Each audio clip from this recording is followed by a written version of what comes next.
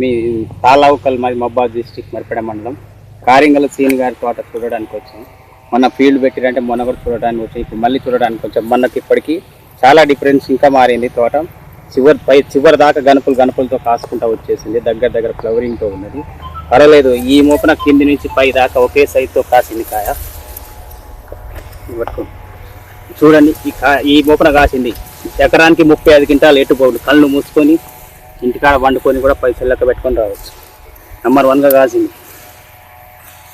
పర్వాలేదు. ఇప్పటిదాకా గుత్తలు ఏడ చూసినా పెద్ద గుత్తలతో కాసింది.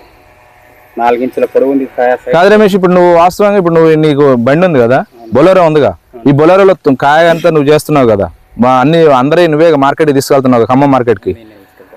ఇప్పుడు తోటలు కానీ నీకేమనిపిస్తుంది? చాలా దుక్కులు తిరుగుతా ఉన్నా కానీ ఇటువంటి తోటలు చూడలేదు. చూడండి, ఈ ఒక్క పంగకు వచ్చేసి 2 కేజీల కాయ ఉన్నది.